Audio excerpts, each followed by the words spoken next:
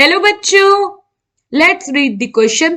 The enthalpies of neutralization of a weak base AOH and a strong base BOH by HCl are negative of 12,250 calories per mole and negative of 13,000 calories per mole respectively. When 1 mole of HCl is added to a solution containing 1 mole of AOH and 1 mole of BOH, the enthalpy change was negative of 12,500 calories per mole. In what ratio is the acid distribution between AOH and BOH? Option A 2:1, option B 2:3, option C 1:2 and option D none of these. So question में क्या है, हमें enthalpies of neutralisation दिया है, weak acid है हमारा AOH और strong base है हमारा BOH। हमने इन दोनों बेस के मिक्सचर में HCl को डाला है, तो एंथैल्पी ऑफ न्यूट्रलाइजेशन जो वीक बेस के लिए वो है नेगेटिव ऑफ 12,250 कैलोरीज पर मोल और स्ट्रॉन्ग बेस के लिए नेगेटिव ऑफ 13,000 कैलोरीज पर मोल। जब हम एक मोल HCl को उस सोल्यूशन में डालना है जिसमें एक मोल AOH और एक मोल BOH है, तो जो एंथैल्पी चेंज है वो है नेगेटिव ऑफ 12,500 कैलोरीज पर मोल। हमें बताना है कि क्या रेशियो होगा, किस रेशियो में जो एसिड हमारा HCl है वो डिस्ट्रीब्यूट हुआ है between weak base and strong base, यानी कि AOH और BOH के बीच में। तो सबसे पहले तो हम देखते हैं कि हमारा एंथैल्पी ऑफ न्यूट्रलाइजेशन को पहले साइड में लिख लेते हैं। तो AOH जो है ये है हमारा वीक बेस, इसका जो एंथैल्पी ऑफ न्यूट्रलाइजेशन है ये है हमारा नेगेटिव ऑफ 12,250 कैलोरीज पर मोल। और जो हमारा BOH है ये है हमारा स्ट्रॉन्ग बेस, इसका जो एंथैल्पी ऑफ न्यूट्रलाइजेशन है वो है नेगेटिव ऑफ 13,000 कैलोरीज पर मोल। नाउ क्या कह रहा है कि मान लीजिए हमने एक कंटेनर लिया, इसमें हमारा AOH और BOH दोनों बेस है और हमने इसमें डाल दिया एसिड। जब हम एसिड डालते हैं तो यहाँ पे जो एंथैल्पी चेंज हुआ वो होता है नेगेटिव ऑफ 12,500 कैलोरीज पर मोल। नाउ अब हम क्या करते हैं, हम ये निकालते हैं कि एक मोल वीक बेस को कितना एनर्जी रिक्वायर्ड होगा डिसोसिएशन के लिए, क्योंकि जो हमारा स्ट्रॉन्ग बेस है ये तो अपने आप डिसोसिएट हो जाएगा तो इसमें कोई एनर्जी रिक्वायर्ड नहीं होगी, बट जो हमारा वीक बेस है हमें इसको एनर्जी देनी पड़ेगी ताकि ये डिसोसिएट हो। तो अब हम क्या करते हैं, हम निकालते हैं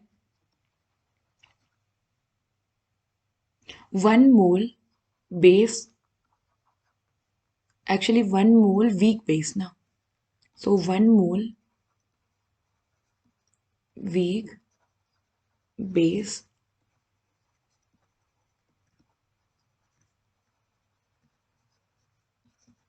हमने 1 मोल क्यों लिया, क्योंकि क्वेश्चन में हमें ऑलरेडी गिवन है कि 1 मोल ही है हमारा for dissociation.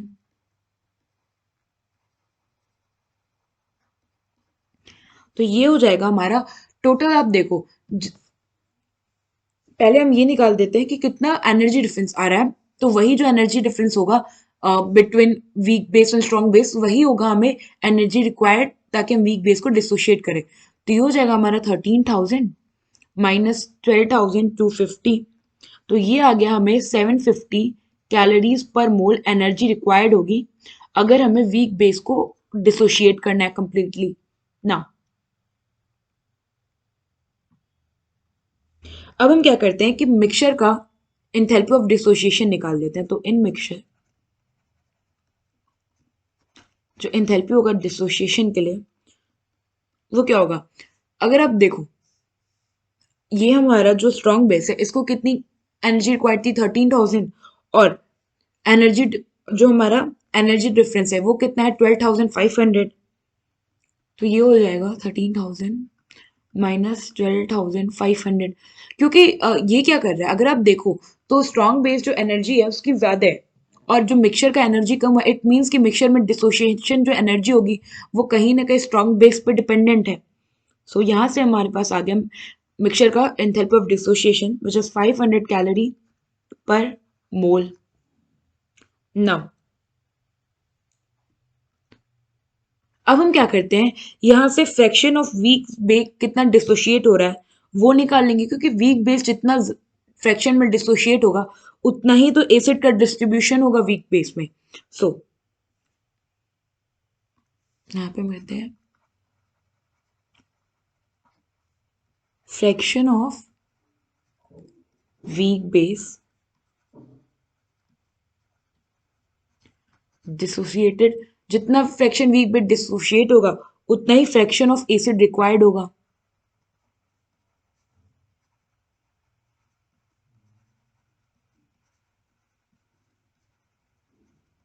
Fraction of acid distributed in weak base. तो ये क्या होगा, अपना हमारे पास यहाँ पे देखो मिक्सचर में डिसोसिएशन कितना हुआ था, डिसोसिएशन जो चेंज डिसोसिएशन एनर्जी थी वो कितनी थी 500 कैलोरीज पर मोल, और पर मोल को डिसोशिएट होने के लिए कितना चाहिए 750 कैलोरीज पर मोल। तो फ्रैक्शन में हमारा हो जाएगा ये 500 by 750 which is equals to 2/3, यानी कि जो हमारा वीक बेस है उसका 2/3 पार्ट जो है वो डिसोशिएट हुआ। इट मीन्स क्या है कि 1/3 पार्ट जो होगा वो एसिड का अपना स्ट्रॉन्ग बेस को न्यूट्रलाइज कर रहा होगा, तो 1/3 acid neutralise to strong base. ना क्वेश्चन में हमसे रेशियो पूछा था, किस रेशियो में एसिड जो है वो, अगर आप देखो क्वेश्चन में हमसे क्या पूछा था कि रेशियो बताना है एसिड का distribution between weak base and strong base AOH और BOH के बीच में। सो यहाँ पे हमारा फ्रैक्शन आएगा AOH बाई BOH, ये हो जाएगा हमारा 2/3 अपॉन 1/3 पार्ट स्ट्रॉन्ग में यूज हुआ है, तो ये हो गया हमारा 2:1, यानी कि एसिड जो है एसिड न्यूट्रलाइज रेशियो, तो ये है 2:1, यानी कि एसिड का 2 पार्ट जो है वो वीक एसिड को वीक बेस को न्यूट्रलाइज कर रहा है और 1 पार्ट जो है स्ट्रॉन्ग बेस को न्यूट्रलाइज कर रहा है। सो यहाँ पे जो हमारा करेक्ट ऑप्शन होगा वो होगा हमारा ऑप्शन ए। आई होप आपको ये क्वेश्चन समझ में आया होगा। Thank you.